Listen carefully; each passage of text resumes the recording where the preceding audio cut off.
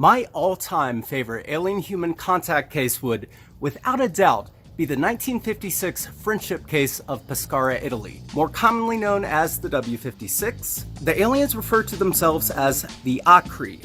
The Aakhri were not a single race, but rather a coalition of alien races, all of which were remarkably human in appearance.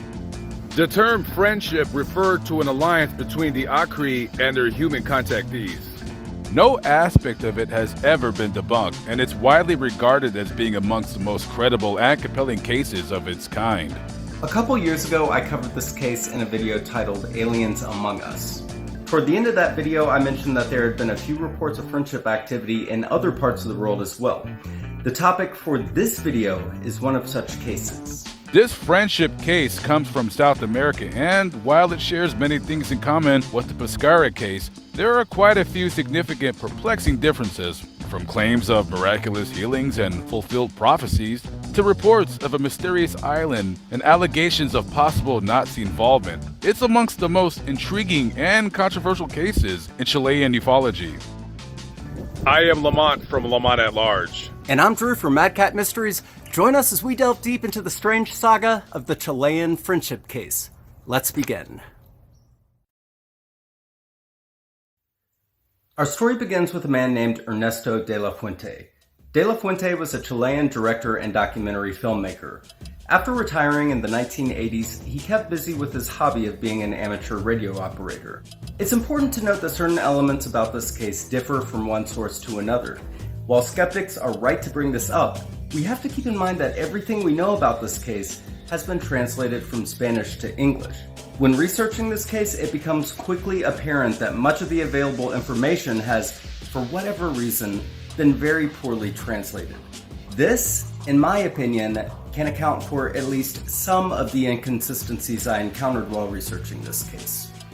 According to most sources, CB radio was the means by which De La Fuente made first contact with the people who identified themselves as belonging to friendship. He initially suspected them to be Mormons or belong to some other benign esoteric religious group. They claimed to be the inhabitants of a remote island somewhere in the Chacal Channel of southern Chile. This island would come to be known as Friendship Island. Radio communications between De La Fuente and the friendship group became a fairly regular event.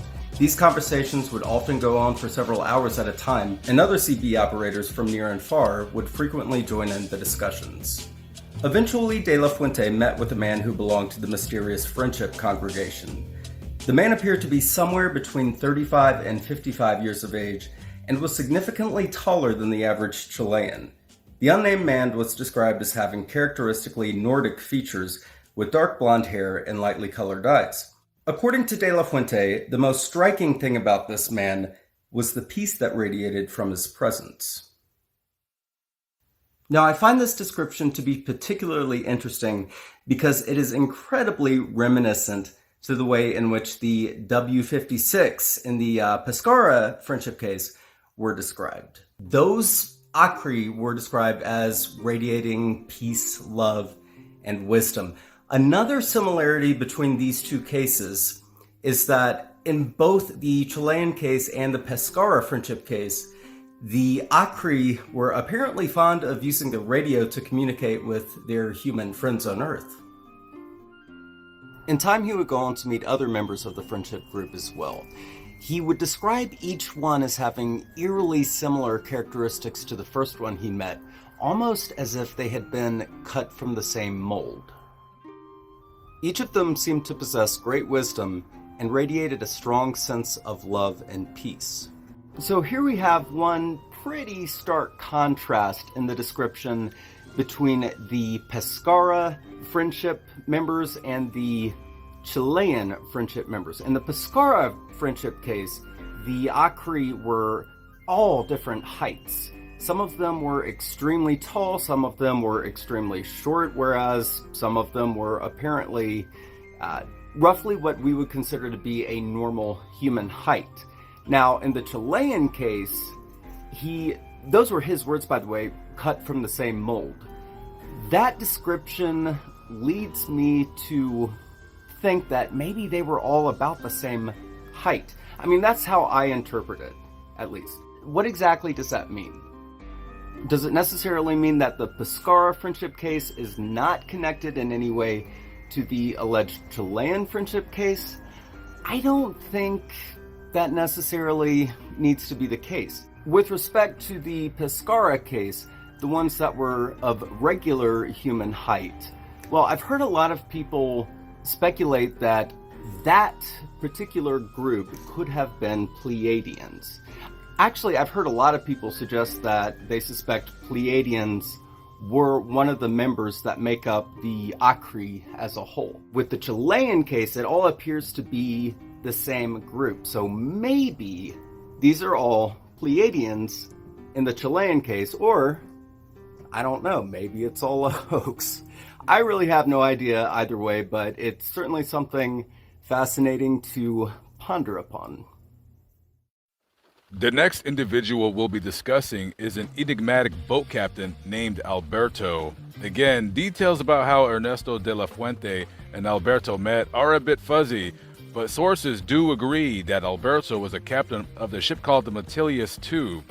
Burdened by financial troubles, Alberto was desperate to take any job he can get. As fate would have it, members of Friendship informed de la Fuente that they were in need of an experienced captain with a suitable vessel. De la Fuente arranged a meeting between the two parties, and Alberto was offered the job. Alberto assumed the job was some sort of illicit smuggling operation, so he didn't ask many questions. He was just happy to have a steady source of income. He was also initially under the impression that Friendship was nothing more than a group of gringos, a Spanish word which loosely translates as foreigners. Shortly thereafter, Alberto and his vessel were taken to Friendship Island. It was here that, according to Alberto, the Metilius II was outfitted with all kinds of strange technological devices that were unfamiliar to him. Strange, highly advanced technologies were reportedly seen everywhere on the island as well.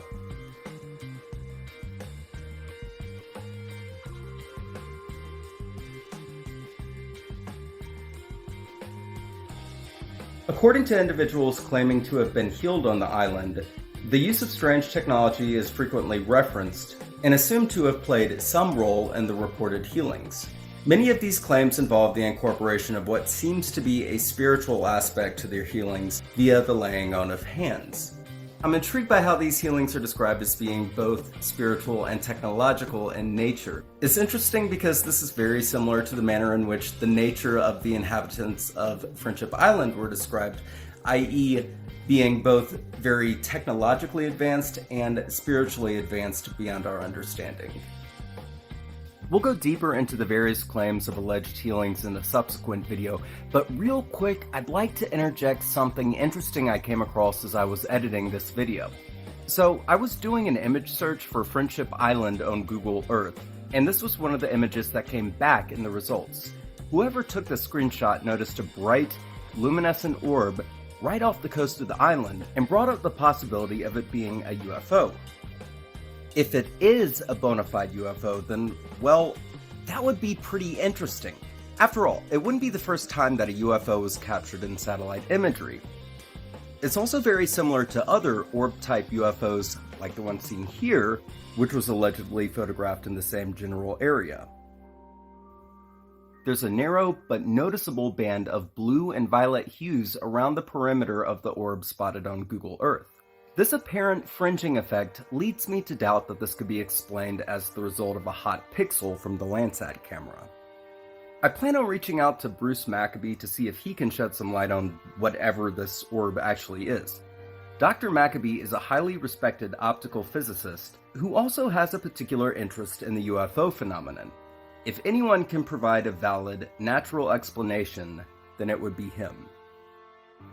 But let's consider the possibility that this orb is truly unexplainable. If that's the case, then its proximity to the island becomes all the more intriguing. Even so, it wouldn't necessarily prove that this island is Friendship Island. It should be viewed as nothing more than a possible indication, a puzzle piece which may or may not fit into the overall puzzle of Friendship Island. The Chilean coast has long been considered a major hotspot for UFO sightings. Local fishermen claim that sightings are so frequent that they happen on a weekly basis. Just like these men, Alberto was quite accustomed to frequent UFO sightings. But despite the myriad of strange technologies on Friendship Island and the peculiar nature of the island's residents, he did not believe that Friendship was in any way connected to the strange aircraft commonly seen in the skies above. According to respected Fortean researcher Micah Hanks, this would all change one day after a bombshell confession. Reportedly, members of Friendship confided to Alberto that they were in fact associated with the UFOs being seen in the area. If true, does this mean they originated from another planet? If so, how are they obtaining the currency to pay Alberto? According to a South American ufologist who extensively researched this case, the funds were coming from a North American nonprofit. Rodrigo Fuenzalida claims to have learned this during his investigation at Kimchi's port, the site where the Midas II would reportedly dock for its various transactions. The name of this American nonprofit, according to Fuenzalida, was the Mind Science Foundation. After doing some digging of my own, I found the physical address of the Mind Science Foundation. Located in San Antonio, Texas, the organization is a think tank with the express goal of unlocking the secrets of human consciousness. It's easy enough, at least for me, to see why such an organization might be interested in Friendship, considering as it is often described as consisting of borderline supernatural beings, both technologically and spiritually advanced beyond our understanding. Could their alleged interest have anything to do with reports of Friendship having accurately predicted future events? Though specific details are hard to come by, it's said that Friendship foresaw several tragic events. Such examples include numerous earthquakes and other natural disasters, as well as the 1986 explosion of the Space Shuttle Challenger. The accurate prediction of future events shows up in another, suspected Friendship case. One of the suspected human contactees in this case was a well-known historical figure by the name of Voltaire.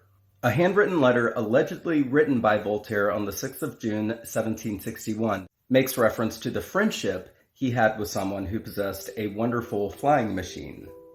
In a cryptic manner, one part arguably predicts the atrocities and worldwide wars during the middle of the 20th century. It also makes a very clear reference to the moving pictures in the 20th century. How would Voltaire, in 1761, have known about any of these things? Was he truly in contact with a member of Friendship? This letter is briefly discussed toward the end of a documentary about the Pescara Friendship case. A link to this documentary can be found in the description. While accurate predictions about future events have been associated with two different suspected Friendship cases, we can only speculate as to why the Mind Science Foundation was allegedly involved with the Chilean case. More importantly, are Fuenzalida's claims about the Foundation's involvement even true? I've yet to find any concrete evidence. For one, I need to know exactly who he got the information from. As I've yet to come across anything about the informant's identity, I plan to contact Fuenzalida with the hopes that a possible language barrier will not prove to be problematic. I thought it prudent to reach out to the Mind Science Foundation first, just to see what they had to say about their alleged involvement. This is a screenshot of the email I sent them. As you can see, the message was sent Saturday, December 7th, 2019.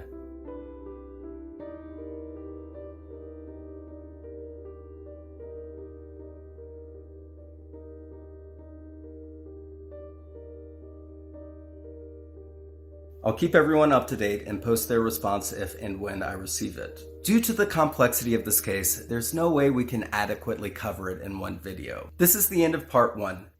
As I've gone completely cross-eyed researching this case, I'd like to cover a few other topics on my to-do list before tackling part 2.